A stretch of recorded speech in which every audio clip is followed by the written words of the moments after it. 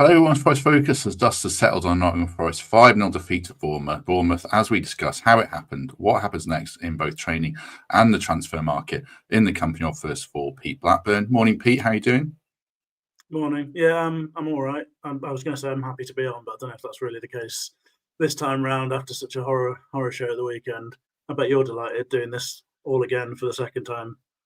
Well, yeah, and a member stream for player ratings as well. This is the third time I've talked about the game. I've watched Match of the Day 3 times, I think, just to prepare for this and that as well. So yeah, I think we've all been hoping we'll get some more action being first up on Match of the Day, but that wasn't quite what I had in mind. To be honest. I couldn't believe that. I texted Ian Finch moaning about that afterwards. Yeah, said I'm cancelling my license fee.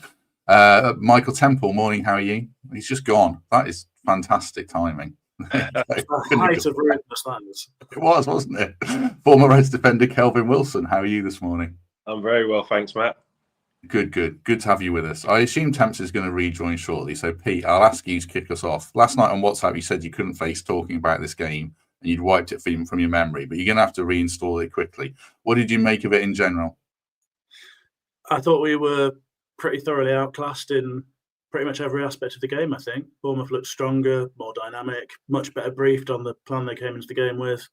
They used the ball so much more sharply than we did. They attacked and defended with real intent and commitment.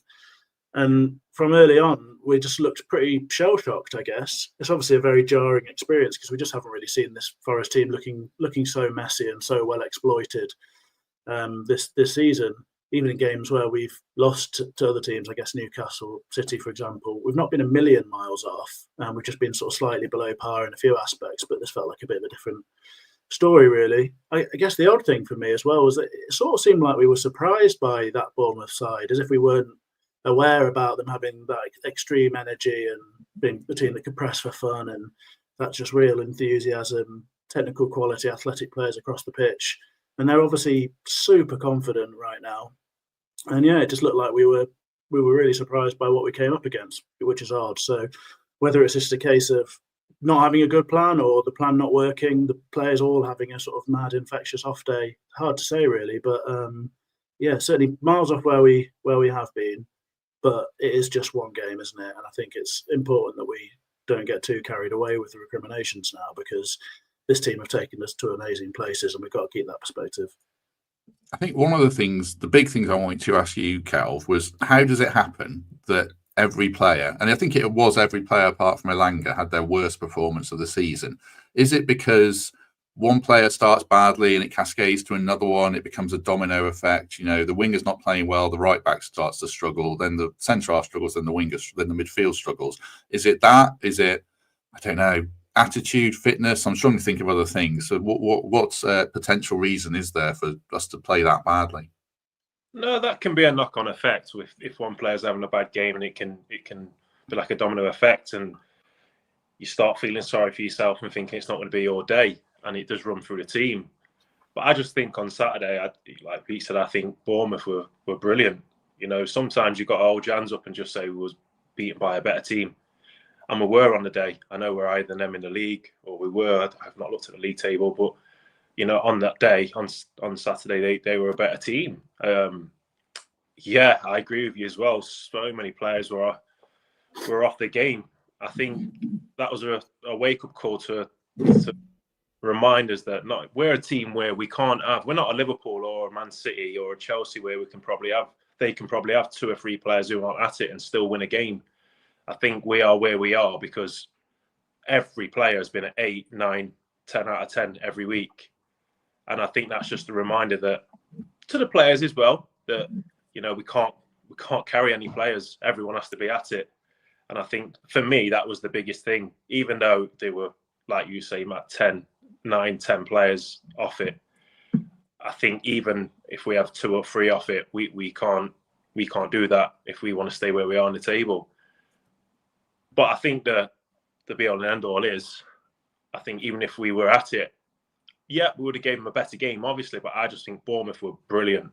I don't know if that's because we were so bad, but they were just so athletic, so energetic, and took their chances and scored some great goals. Yeah, when I say great goals, not on our side, no, because they was all preventable. But on their terms, yeah, they deservedly won that game.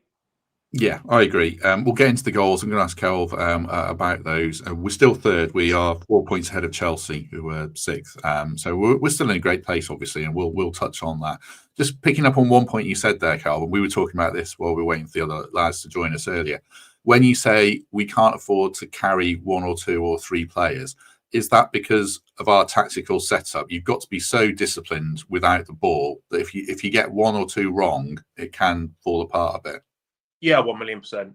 I think because we play on the counter-attack and we play with such a low block, I've played in games like that with set up because you're playing against teams probably better than you, so you set up with a low block and you go for the counter-attack.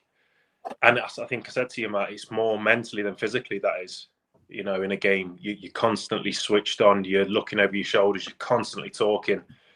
If one of your teammates is out of position, you're screaming to get him back in because that's how Forest play. They're so organised, and then obviously they spring forward. So yeah, I think when players are off it, because it's more of an organisation job than just a off the cuff job. With Forest, they're really organised. It's if one player's off it, it will open doors for the opposition.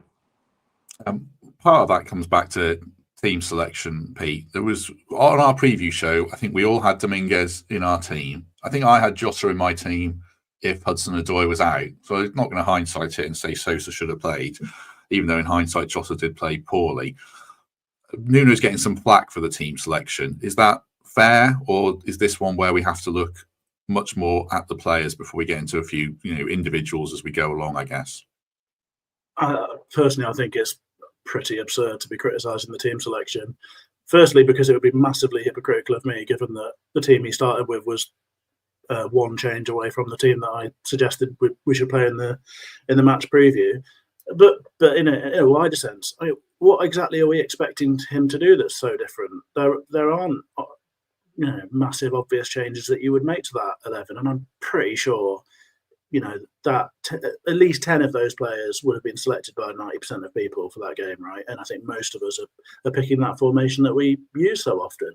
So I don't really understand where that criticism is coming from. It feels like massive hindsight and just scrabbling around to find something to throw in the sort of despair of the situation, I guess. I mean, before the game, I did have a bit of concern. I think we spoke about it on the preview about Yates playing in that deep central role against such a pressing, dynamic team, because it's really not his strength, is it, to get out of those sort of situations, and his technical skill to be able to sort of resist the press there is, I thought that could have been a concern, but I don't think that's the reason why we lost the game at all. And in fact, we saw Dominguez come on for Yates, and it wasn't an improvement, was it? And if anything, he had probably a worse game with a massive error leading up to one of the goals as well. So I don't know what is Nuno supposed to have done in that circumstance. I guess the only option really is that he either made a very, very slight change and played Dominguez in that right wing role, for example, and tried to shore things up with a little bit of energy or whatever. And that's probably what I would have done, but it doesn't feel like it would have made a big difference.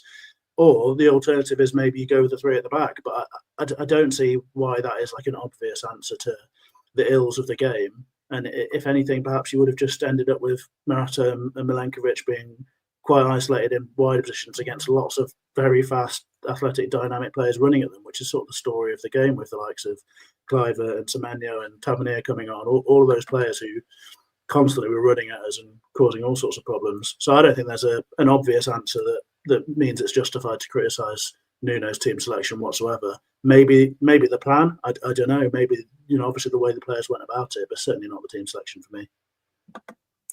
Michael Temple, good morning. Morning, fellas. How are you? We're well. How are you?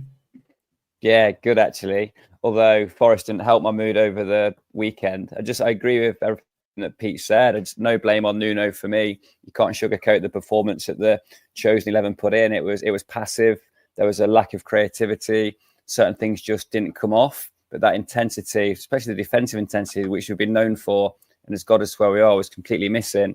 And that was personified in that first goal.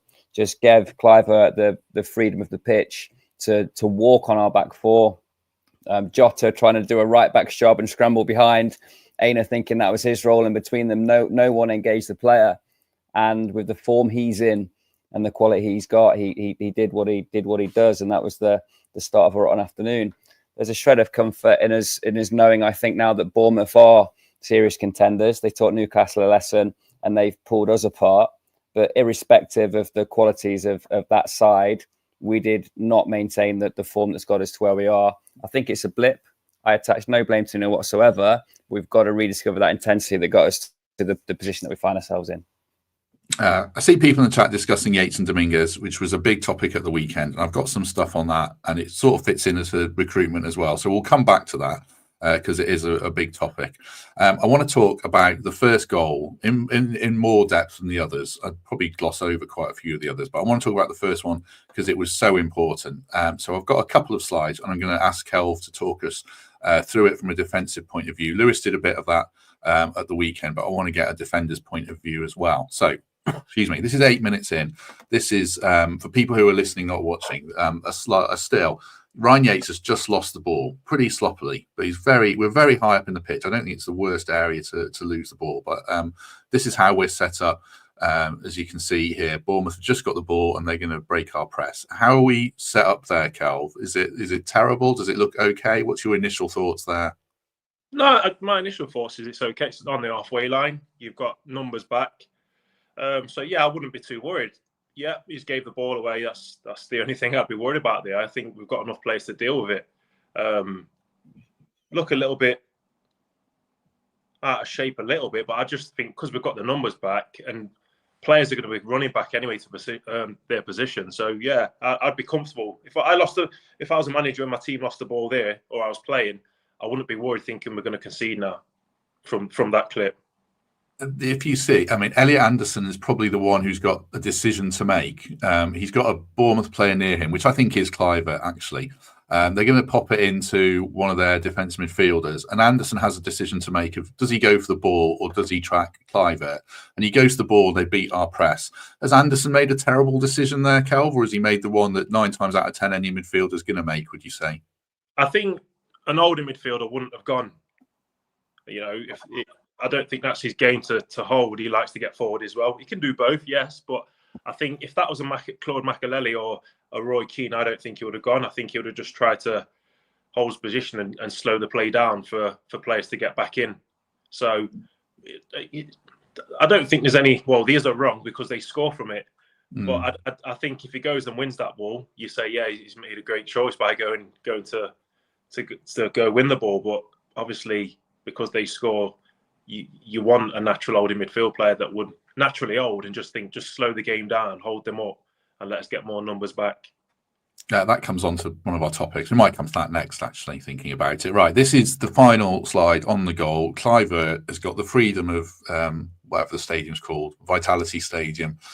Ola Aina and Diogo Jota are tracking Kirkes, I think it is, and Elliot Anderson's running back.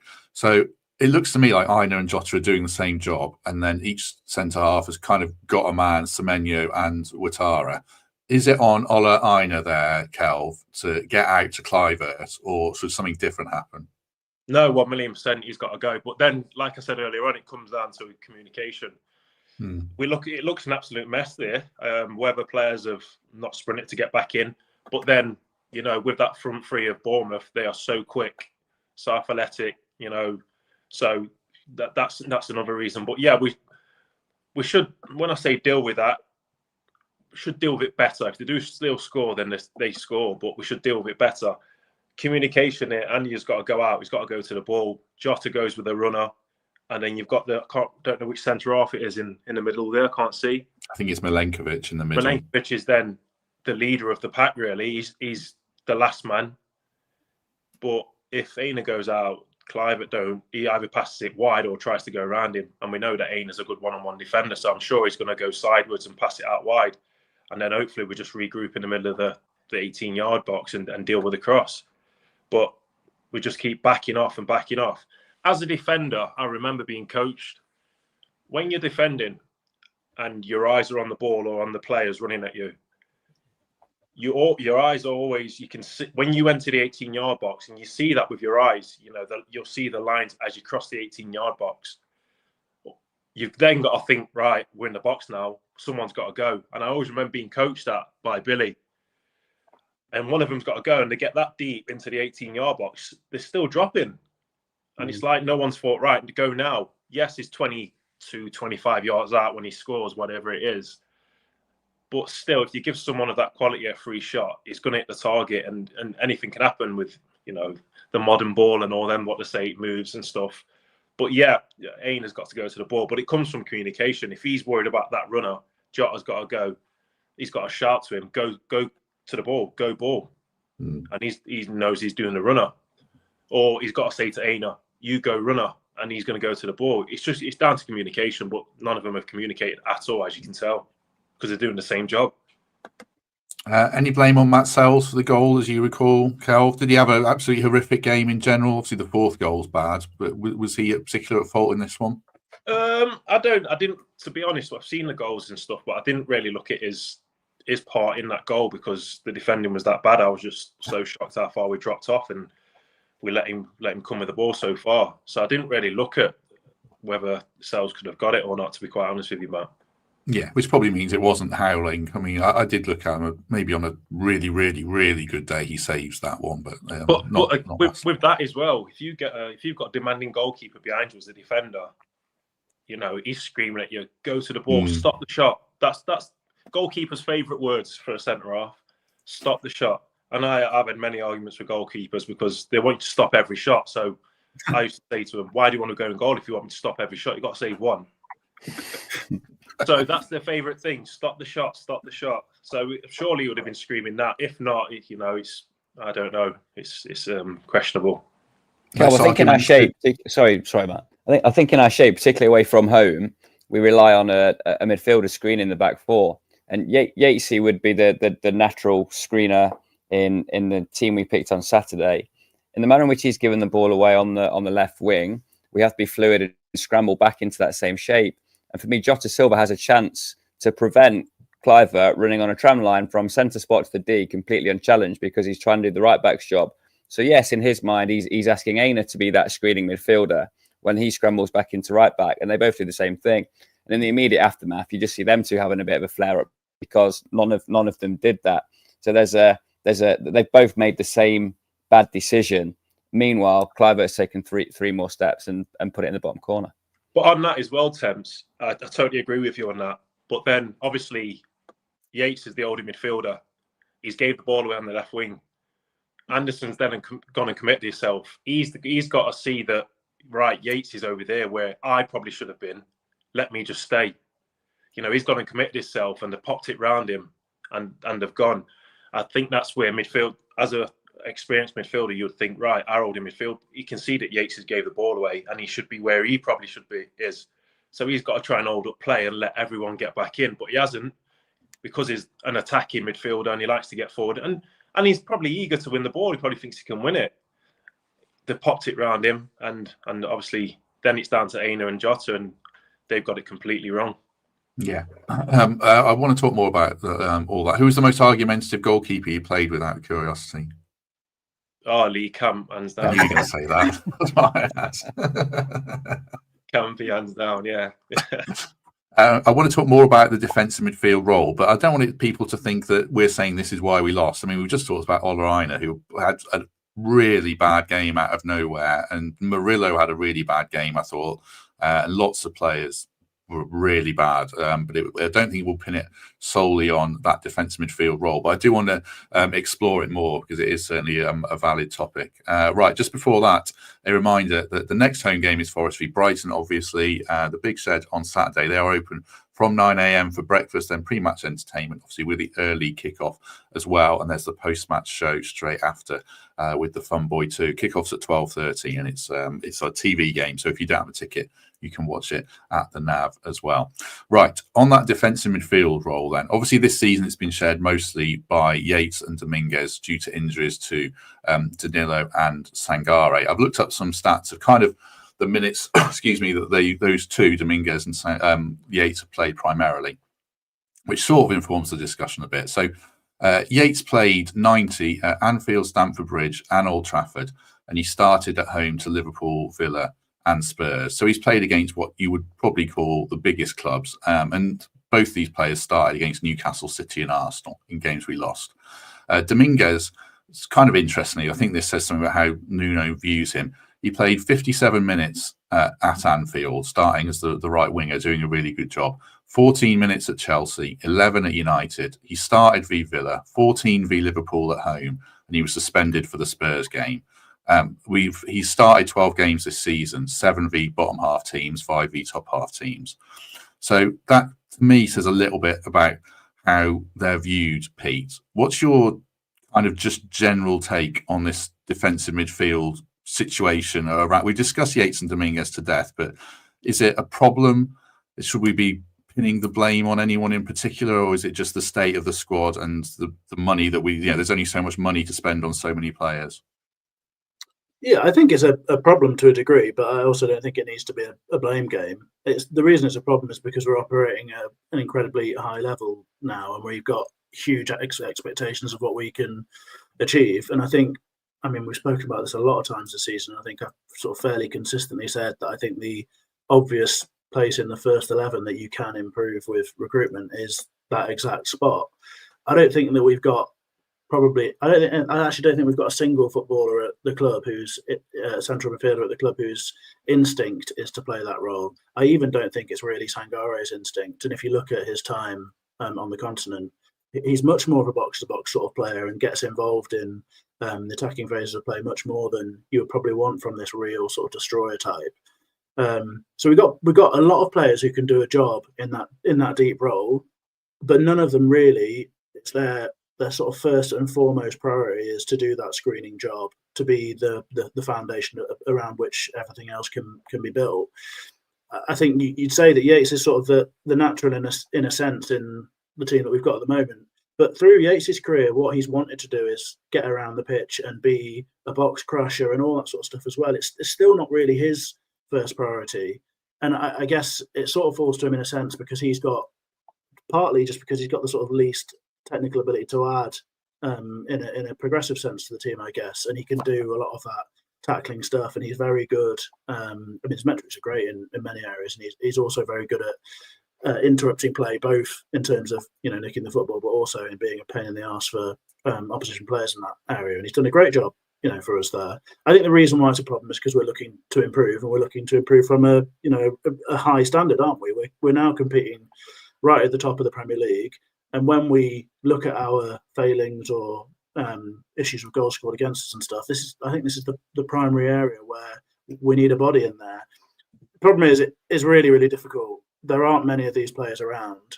There's a handful in the Premier League at most. They all cost a lot of money, a genuine ball-winning destroyer type. They often come from leagues like Ligue 1, where you find someone who's just on an upward curve and you get in there early. But it's a gamble, isn't it? And recruitment is really hard. I think that's the area where Forest can improve. I don't know how easy it'll be to do that in January. And it might be more of a summer job, and we just have to make the most of what we've got for now. But it's also worth saying that the season's been pretty impressive, and this hasn't been a problem that's undermined our performance whatsoever.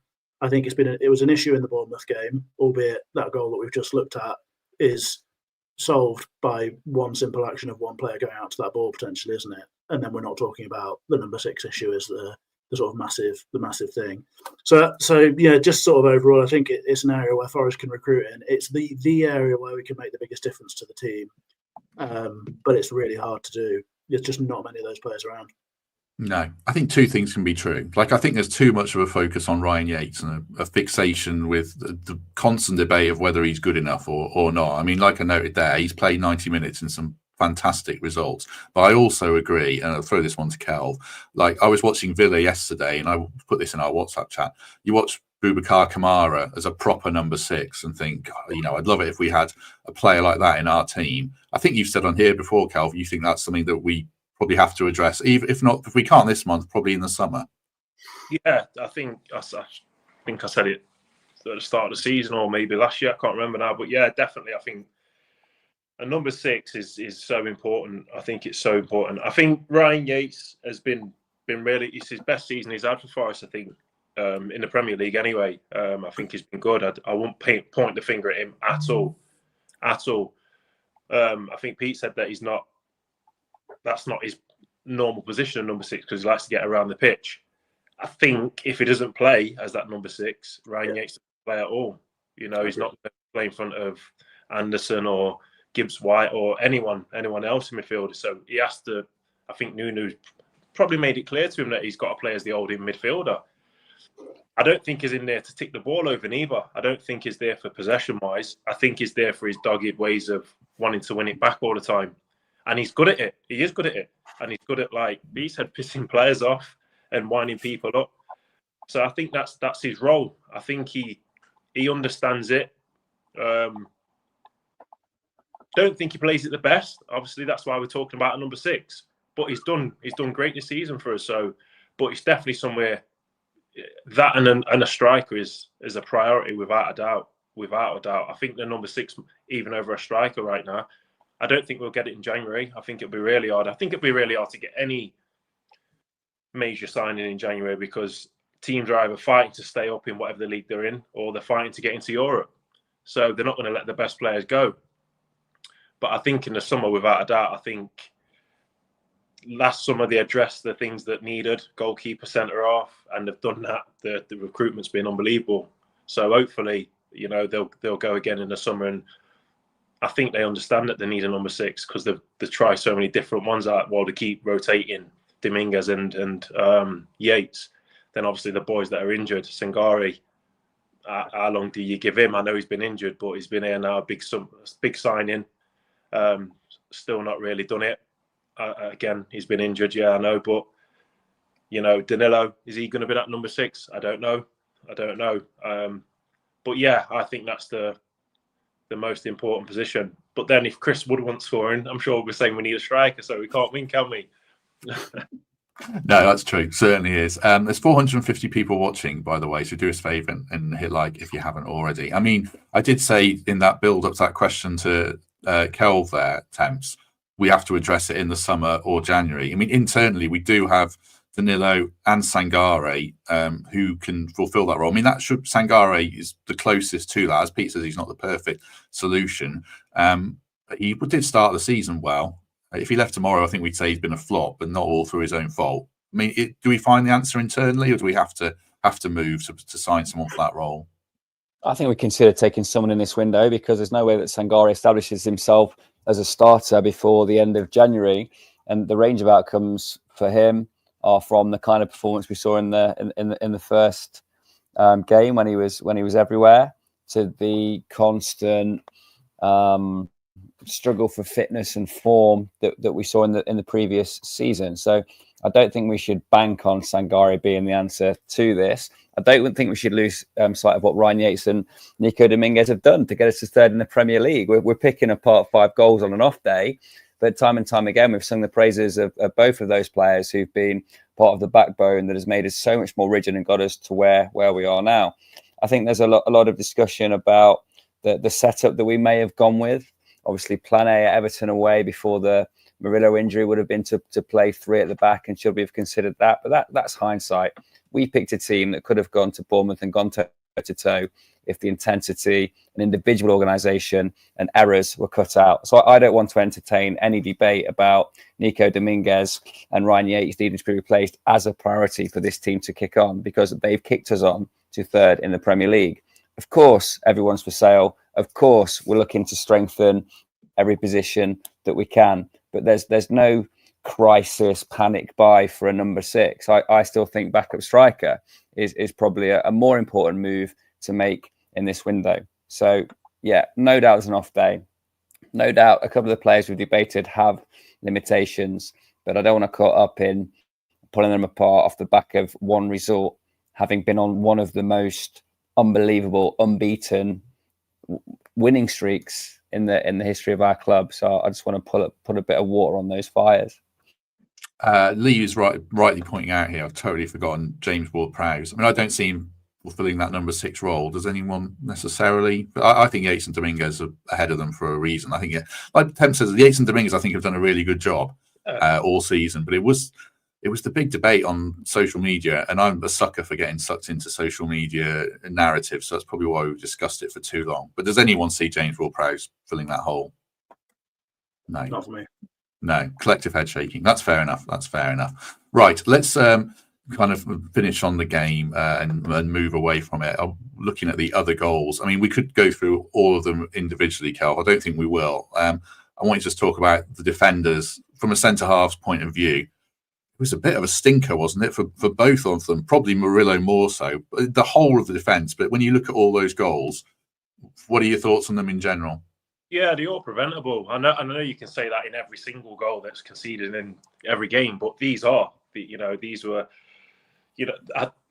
Nico Williams has been brilliant at stopping crosses.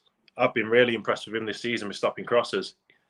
He looked really heavy-legged when he's trying to stop the cross, on the left-hand side. Our right-hand side. He's trying to stop, but usually he's there and he's putting a slide tackle to try and block it, but he seemed really lethargic, and they get the cross in, and I know people are going to then point at Murillo's height, and he's a centre-half and he's small and he's been out-jumped. Listen, that header's unbelievable. How high that guy's jumped, sometimes you hold your hands up and go, yeah, it's a great header. It is a great header. The only thing that Murillo can... Where's Cal gone? What's happening today? He's going to tell us Murillo should jump a bit higher, but I'm crediting the striker there. Murillo felt he'd been fouled, but when you look back, he was just completely dominated in the air. And again, that's uncharacteristic, isn't it? And it's uncharacteristic that both of our centre halves could be twisted up by a striker, especially like with Tara, who hasn't been celebrated even in and around the success of the Bournemouth team. So yeah, lost too many individual battles throughout the game. Yeah, it was like a Harlem Globetrotters jump or something, wasn't it? It's absolutely outrageous. So you got a trampoline now. I think we were talking before we started, and he did praise Ouattara for that goal, for the jump. So, I'm thrown by him just disappearing because it's, not ideal. But we'll come back to that if there's any more to discuss. Right. Another thing from Saturday, a theme that we discussed on the post-match show and other people have discussed, and Mark raised it. Here's Cal. I'll bring him back in and then we'll come back to that. Did you get a phone call, Cal? Can you hear us, Cal? Sorry, guys. Right. Can you hear me? Yes. Can you hear us? I can't hear you guys. I don't know what's happened. Hang on. Right. I'm going to remove Cal from the stage. Right. I'll come back to Cal and I'll text him. One of the narratives is that we don't have a plan B. We go behind and then we can't fix it. We've gone behind in 5 games and lost 4 of them. But people are saying, we beat Villa, we came back against Brighton, so we're wrong. Do you see anything in that, or do you think the narrative's right, Pete, that actually we do need a better plan B? Well, I think it's hard to be so convinced about a narrative because it's happened so few times. I think you've just outlined that. Is it 17 times we've scored first? I mean, in 25. We've gone behind in 5, we scored first in 17. And so in that 5, we came back from 1-0 down to beat Villa, and we came back from 2-1 down, I think, to draw with Brighton. I mean, so that is such a small sample size to be having a massive argument about, isn't it? What, three games where it's happened? And I think the reasons why it may be true is because when you look at the squad we've got, I think it's pretty clear to us all that we don't really have it on the bench to change a game when we need to chase it. We've seen that we've got a solution for shutting up shop and keeping what we have, and that's been brilliant. And it's tried and tested method now, and has generally been successful for us. We switched to the back 3. Morato comes on. We've got an awful lot of height and power and athleticism back there, and it's really hard for opposition teams who want to just sort of chuck it into the box and get something back or whatever. So we've seen that we've got that plan. But when we look at how we can try and change it in a positive sense to get something out of a game, what are we really doing? We've got 2 sort of winger types, although I think it's becoming increasingly clear to me that Jota Silva is, if he's going to be a success at this level, it's going to be more centrally. But we've got those 2 guys, Sosa and Silva, to come off the bench. And I guess really all we can really expect from them is that they're providing fresh legs, because they're certainly not in the same level of class as Elanga and Hudson-Odoi. We've got Taiwo coming on, who, let's face it, is struggling to make an impact on games, and admittedly is doing that in very limited game time. What else is there, really? You can make a little changes in central midfield, but you're bringing on players who are sort of much of a muchness, and none of them are desperately unlikely to unlock a game. I think that will maybe be helped when Danilo is back to fitness, because he's someone who can do something different. He can get on the ball, he can play passes that break the lines, all that sort of stuff, and we haven't got an awful lot of that. So perhaps in future you might find that if we are struggling to have an attacking impact on a game, then you can play Anderson and Danilo together in those central roles, for example. You're probably going to lose a little bit of control and a little bit of battle, perhaps, but it might give you an option to get back into the game. But I think fundamentally we don't have the options on the bench to make an impact. So it may be that the narrative's right, but also it seems like an incredibly small number of games to be making a big judgment to me. And also, I was just going to say, worth mentioning that we do score first almost every time, which is pretty good. Yeah, I think so. That's the big issue. Any thoughts on that, Temps, or anything else on the game before we move on to this week? Well, totally agree that we're specialists in game management, and having gone 1-0 up in 17 Premier League games, we have been then very astute at managing the last 20 minutes by introducing a third centre-half and being defensively solid. So echo what Pete said, there is no obvious change of gear from the bench. Yes, we replace tired legs, but our best 11 is our best 11 in an attacking sense. So Callum Hudson-Odoi will be a miss for as long as he's out, and I hope he's back sooner rather than later, because that dual threat on the two wings, that understanding that those two wingers have with their fullbacks, and the manner in which Morgan Gibbs-White and Elliot Anderson in particular are able to create overloads is why we've troubled teams early in games. We've also gone into matches confidently, looked to score early, tried things, made expansive passes, tried to see if Elanga can run past his man and Callum Hudson-Odoi can come inside his man, and figured out where their weaknesses are.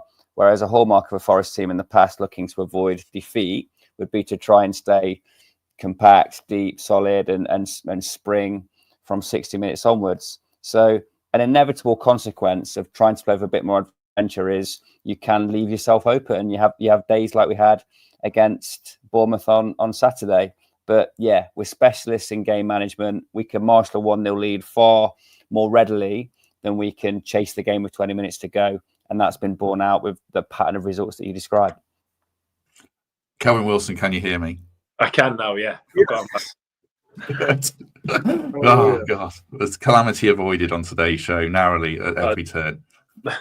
Any final thoughts on the game, Cal, before we move on and talk about this week? Anything you wanted to add on the goals or anything else before you got cut off? No, I just think it's one of them games, we move on from it. I don't think anyone thought we wasn't going to lose another game to the end of the season. Well, I didn't, so you just got to hope that the lads, don't dwell on it, and which we haven't all season. When we've lost the game, we've bounced back pretty well. So hopefully we'll do it again. It's going to be, I think on Twitter, staying with you, Kelv, people saying, oh, get them in early for training, have them in on Sunday. Lewis was totally the opposite of that after the match, saying, stay away from each other, don't even think about it. Absolutely not. Yeah, they hopefully got a couple of days off. Their fitness is there. They might have looked tired. They might have been, but they don't need fitness work. They don't need running. They don't need training.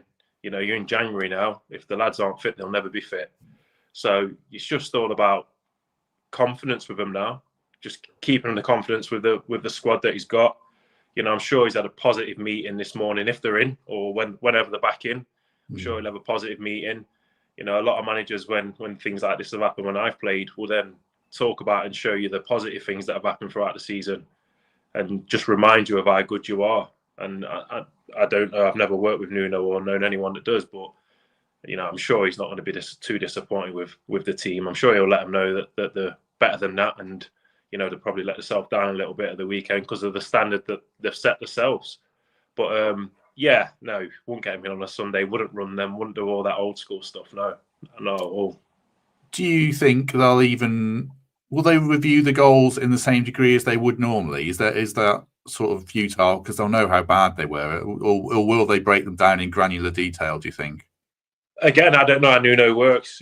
Some managers are different, but yeah, they will go through the game without a doubt. Without a doubt, they'll watch the game and watch the goals. And a lot of managers put the onus on the players and ask, what do you think about this? What could you have done better?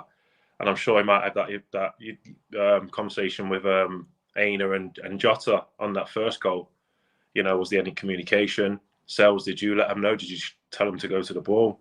So I'm sure there'll be a lot of conversations like that. But again, it's not something that, it's not crisis talks. It's not one-on-one meetings and getting too worried, to be quite honest with you. I'm sure he'll just be more worried about the reaction on Saturday's game.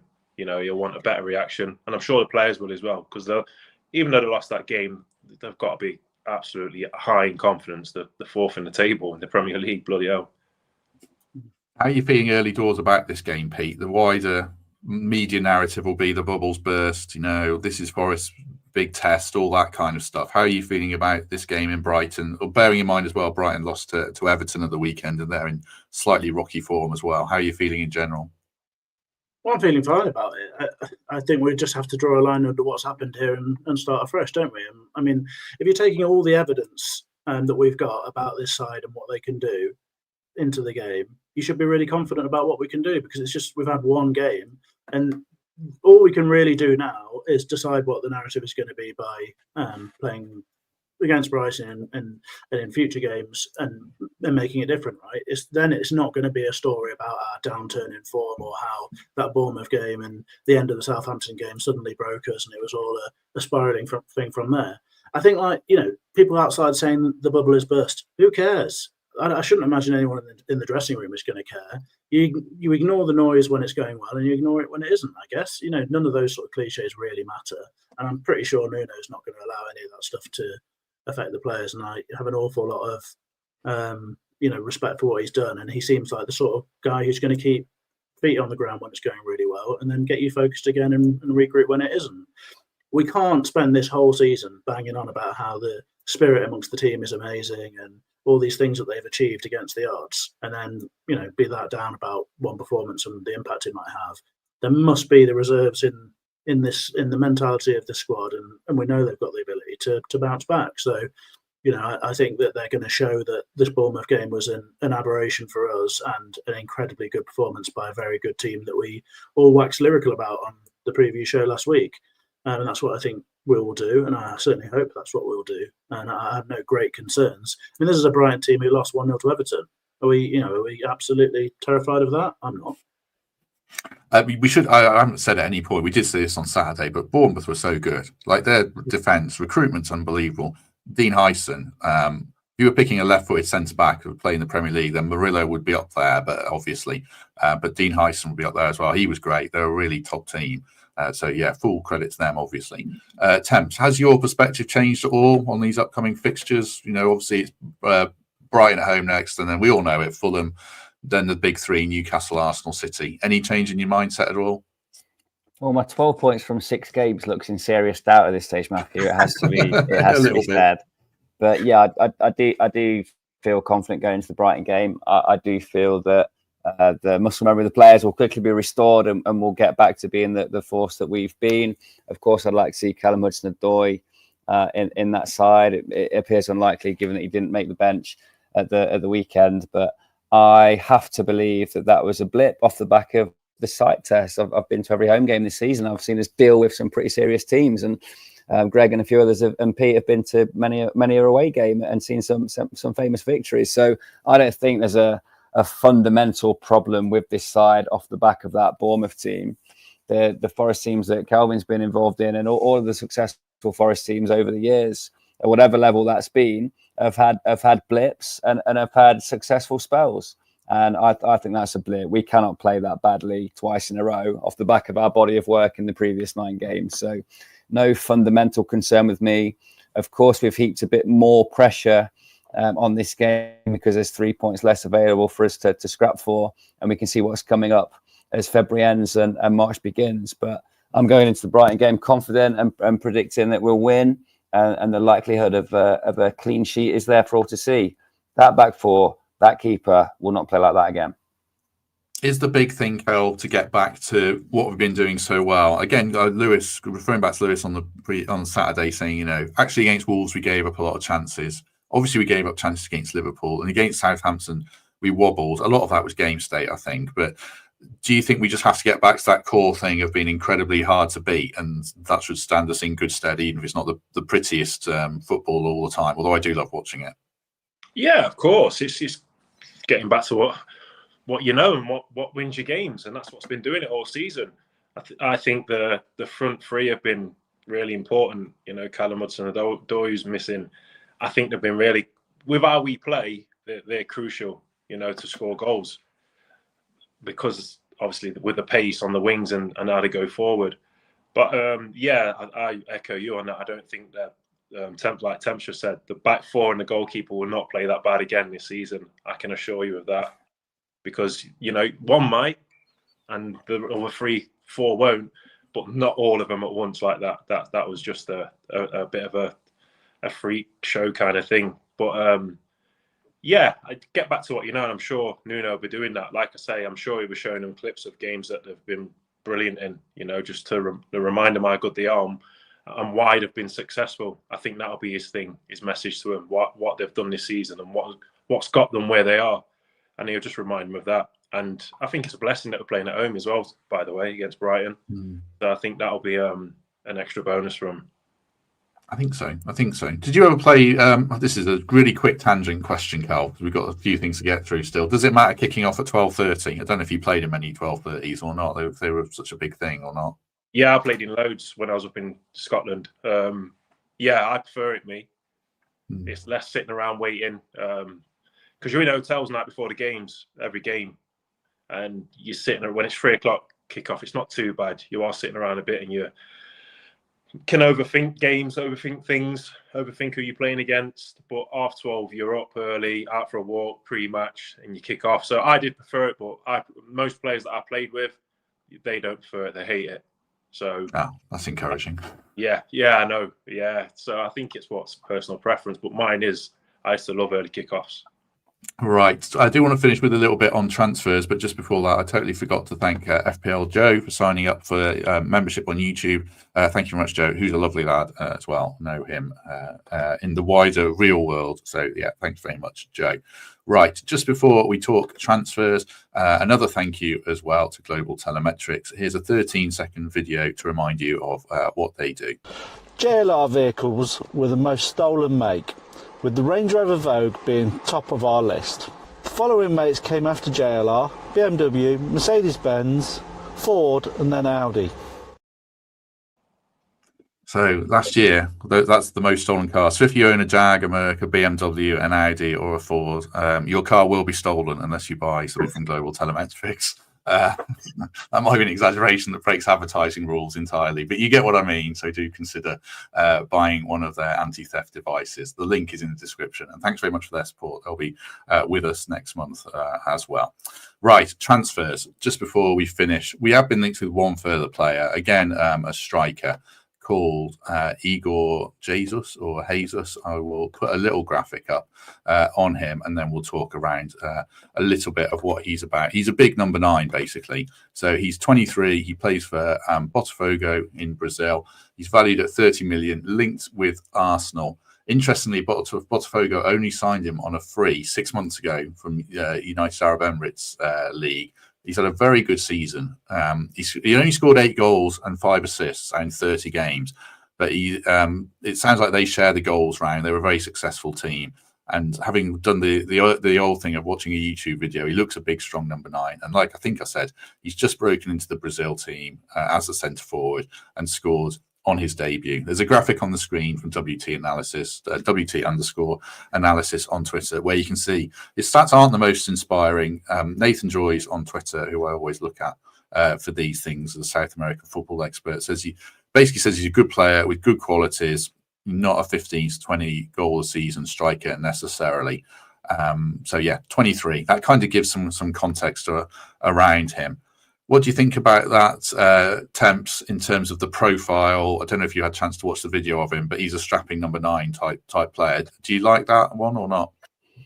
We need to replace Taiwo for me. That's a player that I celebrated for 2 seasons. I think he's one of the major reasons we stayed in the league, having got back, having restored ourselves to it. I just saw a centre half run past him while making a 10-minute substitute appearance 2 weeks ago. Watching this player, does he have elements of that type of man that you can play into, play off, occupy central defenders, eye for a goal? Yes, he does, albeit at a level which is completely incomparable to ours. So I think there'd be a bit of a punt if we were to bring in a player of this kind of profile. Yes, his positive qualities look adept and effective in the level that he's playing, but it's a massive leap to come into the Premier League and do well. And we'd need him to, because if we signed him tomorrow, he'd be someone we were looking to for 15, 20 minutes a game to close out a match if Chris Wood starts to fade. So I applaud the fact that we're looking for this type of player. I don't feel qualified enough to assess him with what I've seen, but I do think it's time now that we need to improve the depth that we have behind Chris Wood, because it's just not there at this moment in time. That's a whole wider debate, I guess, Cal. Where are you at on? I don't know if you watch the YouTube video of this player. I don't even think that's necessarily relevant, because you can make any player look good on YouTube. But what do you think about this wider striker situation? Yeah, I echo Temps really. I just think I forgot his name now. Igor Jesus or Taiwo, one or the other. Yeah, I think that we need a backup striker for Chris Wood, without a doubt. Would this guy want to come and be a backup striker as well, if he's wanted being watched by Arsenal and other teams? I'm sure he wouldn't be told that he's coming as a backup striker, but that's what he's going to be initially, because Chris Wood's been so good. I just think that we need strength and depth in that position. I think that's probably that, and I said earlier on in this show, and number 6 is important for me. I think they're the two main positions. If anything happens to Chris Wood, then if he gets a pulled muscle or whatever, we're going to struggle. We are going to struggle for a striker, someone to play down the middle. So do you take a gamble on him? I don't know anything of him. I'm sure that the scouting team have done their bit. I'm sure, because the players that they've brought in have been brilliant. But the Premier League is completely different to the Brazilian league. But Murillo's obviously he is a prime example. But is he just not a one-off, but a special gem? So it'll be interesting if they bring him in, or if they try to. I don't know. I don't know if I would, because it's the financial fair play. If he doesn't kick off, or he doesn't settle, or if it's not for him, you're stuck with a player on massive wages, because he'll be on big wages. So it's not really a risk that I don't know if I'd take right now to bring someone in like him. Not saying that he's not a good player, but I'm just going off. I don't know much about him, but I'm sure the scouts do. But I think transfer window closes a week today, so obviously it's 11 p.m. on a Monday the 3rd of February, which is a bit weird, but that's when it closes. We've been linked with other players. I see Evan Ferguson, Fabrizio Romano, saying that he's going to go on loan to somewhere in the Premier League or the Bundesliga, likely. And obviously we've been linked with Cunha and Vissa. Andrew Omobamidele has gone to Strasbourg on loan as well, and Emmanuel Dennis is linked with Watford, of course, because Emmanuel Dennis is linked with Watford every window. And of course, the big success, I should say, is that Chris Wood and Murillo have signed new contracts. I think I said, of course, about 6 times there. That's a kind of a big, wider picture. Pete, just sum up how you're feeling about the week ahead and what might happen and what you'd like to see happen. But it feels like we could do with a bit of a lift. We've talked to death about the situation in terms of Chris Wood not having backup that we feel we can rely on. I think the issue with the wingers and the replacements is becoming a really prominent one for me. I think the drop-off is really significant, and with Hudson-Odoi out as well, it's really noticeable. And when I think about picking a team for Brighton, it suddenly just becomes a much more difficult job to try and work out how we can be at our best without Hudson-Odoi. So, the link that's made the most sense to me instinctively so far was that Yilmaz link, and whether there was anything in it or not, I don't know. But I think he looked like he'd be a great addition as someone who would bring that sort of intensity and work rate that we're desperately needing our side, but real versatility across the front line. Look, I think regardless of results and regardless of how things went at the weekend, I think the rule needs to remain the same in January, that no business is still better than bad business. And I think we have to be careful what we do, especially in the PSR environment, because you can be so easily hamstrung by making bad decisions in recruitment. We've done it really, really well recently. And I really hope that we can find the right sort of player who can bring us a little bit up front or out wide. But I wouldn't be doing it unless we have found someone that we're confident about, and it's not just sort of desperation, because I don't think we are in that place. The reason why we're so desperate to recruit really is because we're doing so well, and we've sort of moved on a little bit from the level that some of those players were brought in with expectations of.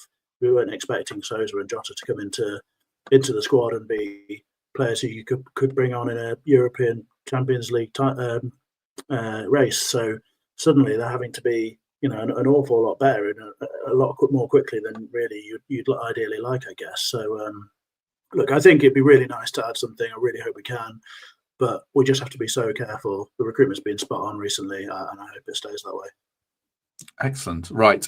We shall head to final thoughts there, because we covered a ton of ground in 56 minutes. If you enjoyed this, or at least found it interesting, do us a favour, hit like, hit subscribe, do consider channel membership or Patreon, or just a lovely 5-star review on iTunes or Spotify as ever. Michael Temple, any final thoughts, anything you want to add before we depart?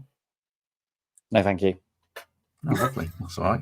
McGugan-esque, short and sweet. Kelvin Wilson, anything from you before we go? No, I echo Temps. No, thank you. Oh, lovely. Okay. Pete Blackburn, you've just said all your piece, so anything you want to say? I feel like there's pressure on me to say no now, but I was just going to say, I think we've obviously spent an awful lot of time talking about the negatives of the weekend and stuff, and that's pretty inescapable given how brutally horrible it was and how much they toyed with us. But it is worth just remembering. Well, it's only a matter of months since we survived in the Premier League with a historic low points total, and look at where we are. So let's just stick with the lads and have a bit of faith. And if we're, as supporters, turning on the players or Nuno after one defeat in this remarkable ride of a season, then you need to be asking questions of yourself, really, because it's easy to be a fan when we're going away and beating Liverpool and we're riding high, and the conversation's all about whether we can topple Liverpool at the top of the league. I mean, this is one setback from a team who've given us incredible memories and brilliant moments already, numerous times this season. So let's take a step back and get behind them again. And at the weekend, I can't wait for it. Lovely stuff. Right, we'll be back tomorrow evening with a phone in, so do join us for that if you can, and do jump on and have your say. Is with myself and Emily. Wednesday we'll do something, haven't confirmed anything yet, but we'll have something. Thursday match preview and Friday opposition preview before the post-match show as normal. So thanks to us, over 500 people, which is great considering the weekend was a disaster in isolation. Obviously the season's been great, so good to have your company, and do us a favour and hit like if you would. Michael Temple, thank you very much. Cheers, fellas. See you soon. Kelvin Wilson, thank you very much. Cheers, guys. Pleasure. Pete Blackburn, thank you very much. Cheers, guys. Thanks for the therapy session. No problem. Bruce, I don't know what time the phone in is. I should work that out, really. I'll find out with Emily, probably 8 o'clock. But yeah, do join us for that if you want people. Right, have a good day, everyone. And if we don't see you tomorrow, we shall see you soon.